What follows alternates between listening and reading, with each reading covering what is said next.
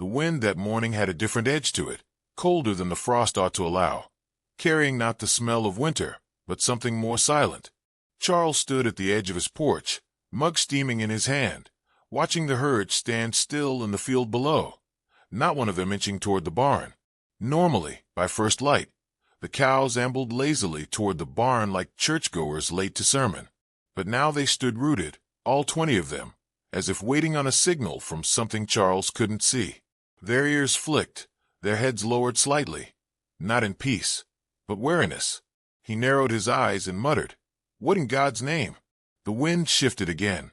His old hound, Barlow, let out a low, uneasy growl from the step behind him, tail stiff. The animal wasn't prone to drama. He only growled when it meant something. A cold knot curled in Charles's gut. He set the mug down, grabbed his coat from the post, and stepped off the porch into the brittle snow. The grass underneath was frozen stiff, crunching like old bones beneath his boots. He whistled once, short and sharp. The cows didn't stir, didn't even blink. That's when he knew it wasn't just stubbornness. His hand reached for the lantern on the hook, though daylight still held.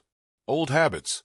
He lit it anyway, flame flickering like breath caught between decisions, and made his way toward the barn with a farmer's caution and a widower's instinct.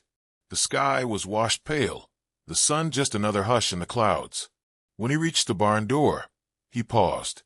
Everything looked normal, the boards nailed tight, the latch unbroken. But still the cows refused. Still, the dog whined behind him. He opened it. The air inside was warm, rich with hay and old leather and the memory of summer. But beneath it, faint, almost too faint, was a different scent. Sweat. Something human. Something recent. Barlow did not follow. Charles stepped inside. There was no sound at first, only the creak of his boot sole on plankwood and the soft shuffle of straw giving way. The lantern light threw long shadows up the wooden beams, like ghosts returning to confession. He moved slow, hand brushing the wall where the saddle hooks lived, where the hammer usually hung, though it was missing now, no doubt left behind in yesterday's fence mending. The cows mooed faintly behind him, but did not move closer. Charles stepped deeper into the barn, pausing near the far stall where the straw lay uneven. And then he heard it, a sound so faint it might have been imagined. A breath drawn too sharply. A scrape of movement. He raised the lantern. Something glinted beneath the hay, a button? A buckle. He knelt, pulled back a layer of straw, and froze. A bare foot, pale, dirt-streaked, and shaking. He didn't speak, just held still. 1 heartbeat. 2. Then the foot drew back, disappearing beneath the hay like a frightened animal. He saw the shape beneath it now, slight, curled, and trembling. He said softly, "I ain't here to harm you." No answer. The foot didn't return, but the breathing deepened, ragged, feral. He looked toward the barn door, still cracked open, and then back at the figure hiding inches from his boot. A girl? No, not a child. A woman. Young, from what little he could make out, but starved, covered in more dirt than dignity. He stood slowly, set the lantern on the hay bale, and backed up 3 steps. "I'll leave the door open," he said. Still nothing. He stepped out, heart pounding for reasons he couldn't name. He felt the sky had dropped closer, like the clouds knew something he didn't. Barlow circled him nervously, then barked once at the barn. "She ain't no danger," Charles said, more to himself than the dog. But it was too late. The silence had begun to echo. He brought water an hour later. A blanket, too. Left them both on the edge of the hay. She didn't take them at first. He didn't watch her do it. But when he came back after sundown, they were gone. And she was still there. That night, he sat on the porch, the lantern flickering beside him, staring out into the darkness. The cows had wandered a little closer, but still would not cross the barn threshold. He hadn't told the town. He wouldn't. The town had a habit of punishing the desperate. In the silence, he remembered his wife, Rebecca, gone 10 years now, buried behind the cottonwoods. He remembered her last breath, how the midwife came too late, how he still blamed himself for not riding faster, not knowing better. He poured a little whiskey into his tea and drank it with both hands. The stars blinked like old secrets. The barn door creaked on its own. At dawn, he returned. The woman had emerged from the hay, though barely. She stood hunched in the corner stall, clutching the blanket around her like armor. Her hair was copper-red, tangled and wild, her eyes sunken but watchful. She said nothing. He didn't expect her to. She looked no older than 25. He handed her a heel of bread without getting close. She didn't move. He left it on the bale and backed away. Her eyes followed him the whole time. "You can stay," he said. Still no answer. The cows mooed again. The youngest one stomped its hoof near the fence, anxious. Charles could feel a pressure building, not outside, but in the marrow of this strange quiet. The woman didn't eat until he left. That afternoon, he chopped wood, loudly, deliberately. Let her hear he was still there, still nearby. He didn't want her to believe she was alone again. When the sun dipped, he returned. She sat on the hay bale now, weak but upright. She had eaten half the bread, drunk all the water. Her hands trembled, even as she tried to still them. He noticed bruises on her arms, old ones, finger-shaped. He didn't ask. She spoke at last, a voice like wind scraping glass. "Don't send me back." He looked at her then, not just as a shape, but as a person. "I won't." She looked away, as if even kindness stung. That night, the snow fell heavier. The wind howled in the eaves, like something mourning. Charles left the barn door cracked, not just for her, but so she could run if she needed to. He set a second lantern just inside. Barlow paced the porch all night. Just before sleep, Charles whispered to the darkness, "Lord, I don't know what this is, but let me do better this time." He didn't dream. The next morning, something strange happened. The cows, after 3 days of refusal, stepped slowly toward the barn. The eldest, Clover, sniffed the air and paused, but didn't turn back. Charles watched from the porch. The woman, still wrapped in the blanket, stood just inside the barn's shadow, half hidden. Clover mooed once, then entered. The others followed. It was the first time in 3 days. Charles looked to the sky, then back to the barn. She had disappeared again into the shadows, but this time, not entirely. Later, she sat beside the water trough, letting the sun warm her face. He noticed her lips moving, maybe prayer, maybe memory. He didn't ask. That evening, he left a folded coat near her straw nest. Heavy, worn, his own from years back. She stared at it for a long time before touching it. Charles turned and walked back to the house without a word. That night, the wind changed direction again, but it no longer carried warning. Just breath, just presence. By the next morning, she had moved the water pail closer to the corner and stacked the empty tin plate neatly by the trough.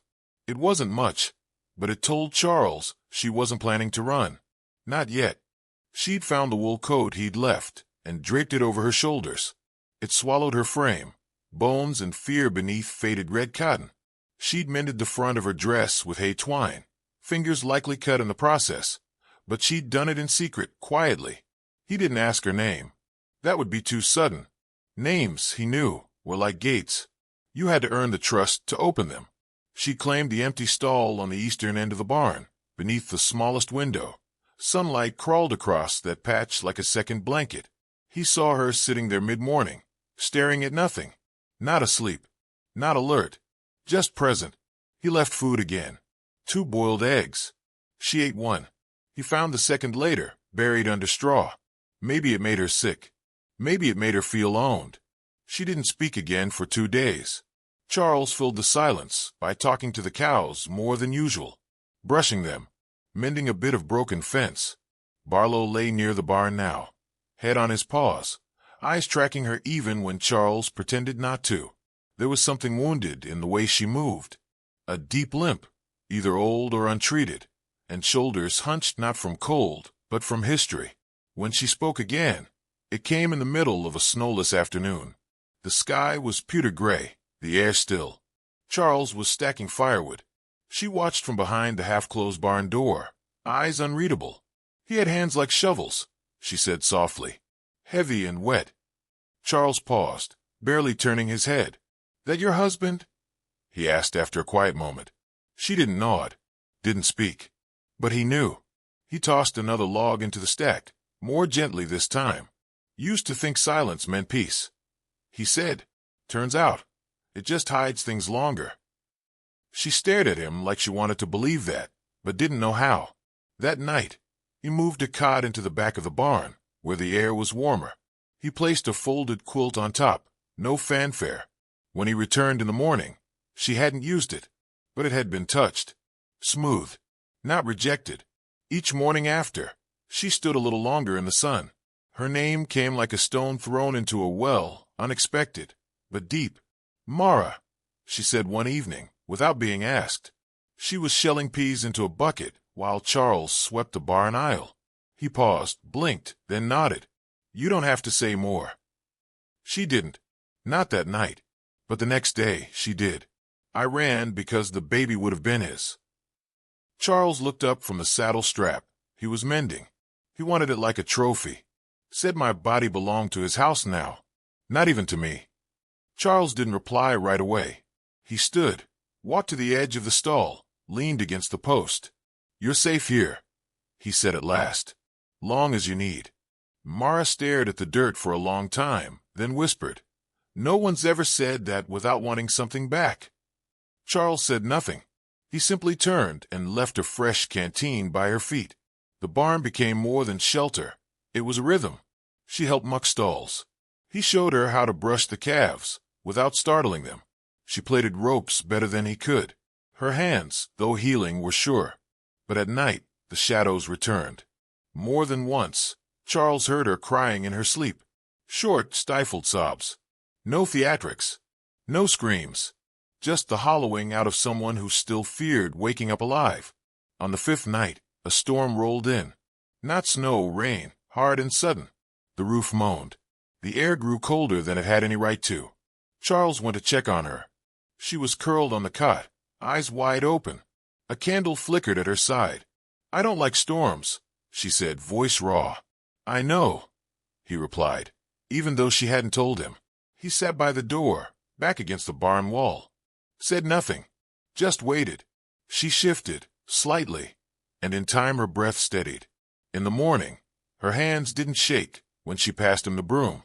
That was the day Charles noticed the bruises on her ribs. She was hanging sheets to dry beside the coop, and the wind caught the hem of her shirt. Purple-gray streaks, fading, but deep. He bit the inside of his cheek. When she turned, she saw the look on his face and tensed. "I know what you're thinking," she said too fast. But I fought back. "I know," he said quietly. That night, she asked to sit on the porch. It was the first time she came near the house. She didn't enter, just sat on the top step beside him, close enough to share silence. Charles poured 2 mugs of tea. She took hers with both hands. "My father died when I was 10, she said. After that, the world got louder, meaner." He nodded. "I lost my wife when I was 28, he replied. "Didn't know the world could go that quiet." They sipped in the cold dusk, stars trembling above like old wounds. It was Mara who spoke first after a long while. "Do you believe people can start again? Not just survive, but live different?" Charles watched his breath rise in the lamplight. "I think some lives ain't reborn," he said. "They just root somewhere else. Start over like wildflowers in the wrong soil." She nodded once, as if the words didn't fix anything, but helped anyway. Later, when she stood, she handed him her cup, and their fingers brushed. Brief. Electric. He didn't move, and she didn't flinch. The next day, she braided her hair for the first time. It hung down her back like fire through snow. She laughed, too, once, when a calf stole a turnip from her basket. The sound was short, surprised. She caught herself, as if joy was something she had to apologize for. Charles didn't comment, just smiled into the wind. That evening, he lit the second lantern in the barn and left it burning. She didn't need to ask why. At midnight, he heard hooves. Not from the herd, from the road. He stepped onto the porch, rifle resting against the beam, and waited.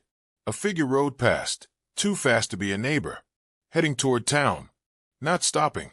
Charles squinted through the dark. The rider didn't look back, but something itched under his skin. At dawn, he checked the edge of his property. Hoof prints. 3 sets.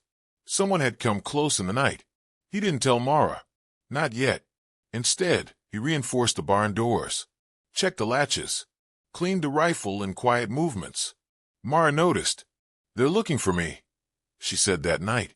"Then they'll have to find me first," Charles replied. She stared at him for a long time. Then, for the first time, placed her hand over his on the porch rail. Her touch wasn't for romance. Not yet. It was for safety. For belief. That was the night she told him about the cellar. About the weeks she spent locked beneath stairs, fed through a gap in the boards. The mold. The cold. The silence. "I counted each footstep above me," she said. "One day, I stopped crying because I forgot how." Charles didn't speak, just closed his eyes. When he opened them, she was staring at the stars. "I remember dreaming of light," she whispered, "even when I wasn't sure it existed." The wind moved soft across the porch, carrying the scent of pine and thawing earth. Mara leaned against the post beside him, and Charles knew something unspoken had shifted. She wasn't just surviving anymore. She was beginning to believe she could stay. The snow arrived like a whispered secret, first in flakes, soft and sparse, then in wide sheets that erased the sky. By mid-morning, the world had disappeared into a white hush. The fences faded. The trees became ghosts. Even the wind held its breath. Charles stood on the porch, lantern light glowing beside his boot. Mara was still in the barn, sitting with her knees tucked close, her hair braided now each day, neat and dark against the blanket that clung to her shoulders. She watched the snow fall from the open loft window, her breath curling upward like a prayer. It was their fourth storm since she arrived, but this one felt different. Neither of them said it aloud, but the world had turned quieter, not just from the weather, but from the waiting. Charles noticed the way Mara now moved between spaces, no longer like a hunted thing. Her eyes tracked calmly, even when the wind knocked something loose outside. She didn't ask about the man on the horse, but he knew she hadn't forgotten. One morning, she began humming. It was nothing much, just a thread of tune while she peeled potatoes by the stove in his kitchen. He'd invited her in when the cold became bone-deep. "Just for breakfast," he said. "Just for warmth." But she'd come without hesitation, sitting at the edge of the table like she didn't want to take up too much room. The humming startled him. It was the first sound of hers that carried no sorrow, just motion. "You know that song?" he asked. She shrugged, but her lips curled slightly. "Heard it once. When I was little. Mama used to sing it when she sewed." Charles didn't push. He just nodded, tucked the memory into the quiet place he kept things that mattered. That night, while she washed dishes, he sat by the hearth, carving a spoon from cedar. Not because they needed another, but because the rhythm steadied his hands. "I had a brother," she said suddenly, her voice nearly drowned by the fire's crackle. "He used to sneak me sugar cubes from the church pantry. Told me I'd marry a cowboy one day. Said they were better than princes." Charles looked up. "And now?" Mara chuckled softly. "Now I think my brother was too full of stories." He didn't say anything right away. Just passed her a towel. Maybe he just knew the right kind of stories. She dried the last plate, eyes turned toward the snow-laced window. "Do you think we're being forgotten out here?" "No," Charles said without flinching. "I think we're being left alone for a reason." The wind howled again that night. Not angry, just restless. They slept in different rooms. She still stayed in the barn, but now with the quilt he'd offered and the lamp she lit herself. He checked it once before bed. Found her already curled beneath the covers, book open beside her. A Bible he didn't know she'd found. She looked up. "I read Psalm 91 tonight. It helped." Charles nodded. "It's a good one. Kept me steady through many winters." She looked like she wanted to say more, but instead whispered, "Thank you," and closed the book. The next morning, the snow came down harder. The herd huddled close to the western fence, unmoving. Charles noticed one of the calves, shivering near the edge. He saddled up, knowing it was risky. Mara was already pulling on her boots by the time he reached the barn. "You're not going out alone," she said simply. "You don't have to." "I'm not staying behind." She grabbed a spare gloves, too big for her hands, but it didn't matter.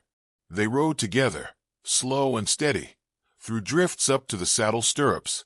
The storm blinded them in bursts, but they didn't speak. Didn't need to.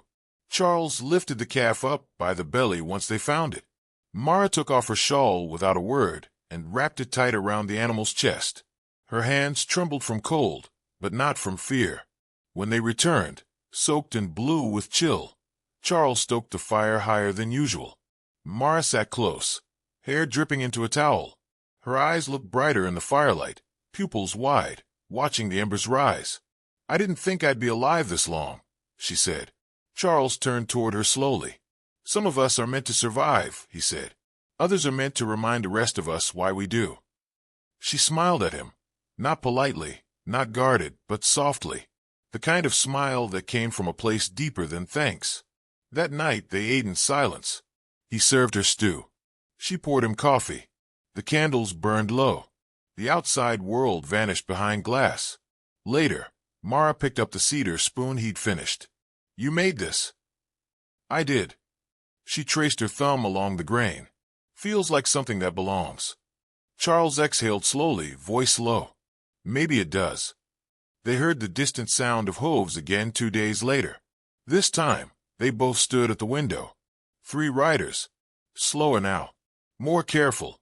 They didn't enter the property, just passed along the ridge trail, scanning the tree line. Mara didn't blink. "I dreamed last night they found me," she said. Charles watched the riders until they were out of sight. "And I killed him in the dream." He turned toward her. She met his gaze. "Good," he said quietly. The following morning, the cows moved closer to the barn than they had in weeks. Charles opened the gate, watching as they passed in 2s and 3s, unafraid. Mara stood at the barn's threshold, hand on her belly, now more often than not. The child was beginning to show. Not much, but enough. She didn't hide it anymore. She even smiled when she rubbed her side. Once, he saw her speaking to the bump beneath her palm. "You've given it a name?" Charles asked. She nodded. "Hope," she said, "because I was empty before her. And now." She didn't finish the sentence, but she didn't need to. Charles built a small cradle from pine the next day. He didn't say it was for her, but she knew. The snow still hadn't let up. Days passed like candles burning down, softly, steadily, fading to embers and returning with light. One night, Mara stood at the edge of the porch, lantern held high. Charles joined her, brushing snow from his shoulders. She didn't turn to him, just asked, "Do you ever feel like the land knows things before we do?" "All the time," he replied. "Like how the cows knew something was wrong in the barn." He nodded slowly. "Animals sense what people try to forget." Mara looked out toward the trees. "Something's coming," she said. "I can feel it." Charles didn't doubt her, but he also didn't fear it, because for the first time since the snow began, she'd spoken without shaking, and that meant more than anything coming through the trees. The storm had passed, but the silence it left behind felt heavier than the snow itself. Every branch seemed to hold its breath. The wind didn't move. Even the crows, usually so quick to announce the morning, stayed quiet. Charles stood in the barn, running his hand along the rail. The wood was cold to the touch. Beneath his palm, the grain whispered memory. He'd built this place a lifetime ago, back when his world was fuller louder. Now it had become something else. Not shelter, not duty, a kind of chapel. Mara sat on the cot with her back straight and her hands clasped over her belly. Her eyes had changed in the last week. Less shadowed, more watchful. She listened differently, as though the land itself was speaking in riddles, and she was finally ready to understand. That morning, she'd told Charles she'd had another dream, but she hadn't shared what it was. He didn't press. Outside, the sky was bruising. Low clouds, dark at the edges, pressed down on the hills, like a warning wrapped in mist. Charles checked the rifle by the porch. Cleaned, loaded, leaning against the wall where it always stood. He didn't tell her about the footprints he'd seen behind the east slope. Not yet. Not while she was still sleeping with her hands wrapped around her child, as if her bones alone could shield it from the world. Instead, he made her stew and left it warming on the stove. She came in just afternoon, her steps slower now, her breath short. "It's almost time," she said softly, touching her side. He didn't ask how she knew. He just nodded and laid out fresh linens beside the hearth. When her contractions started, they came fast. Not with panic, but with purpose. Her breath stilled between them, focused and firm. She didn't cry out. She didn't weep. She bore down with a kind of storm inside her. And Charles stayed close, kneeling beside her, pressing damp cloth to her brow, whispering what few words he had left. "You're safe. You're safe. You're safe." The hours stretched. The fire dimmed. The child arrived just after the moon rose, red-faced, howling alive. A girl. Mara held her tight to her chest, sobbing for the first time in weeks. Not from pain, but from arrival. Charles sat back, chest rising and falling, sweat lining his neck. He looked down at his hands, still shaking, and laughed once, just a quiet breath. "You did it," he said. "No," she whispered. "We did." The baby quieted in her arms, rooting blindly, her tiny fists curling into Mara's shirt. Her skin glowed gold in the firelight, her face already memorizing the scent of safety. They didn't sleep. Charles made tea instead. Mara sat in the rocking chair, her hair falling over one shoulder, her gown damp and clinging, but her eyes still bright. He caught himself watching her too long and turned away. But she didn't. "You're not who I expected to find at the end of my story," she said. He smiled faintly. "Neither are you." In the distance, coyotes howled. Then hooves. Not the rhythm of cattle. Too fast. Too sharp. Charles stood slowly, his back tightening. He went to the window. 3 men on horseback, riding hard. Mara rose behind him, baby still in her arms. Her face didn't crumble. It hardened. "They found me." He didn't ask how she knew. He already believed her. "Go to the cellar," he said. "I'm not hiding." He looked at her. She didn't blink. "I'll stand with you," she said. "I won't run again." He nodded once, picked up the rifle. They stepped out onto the porch together.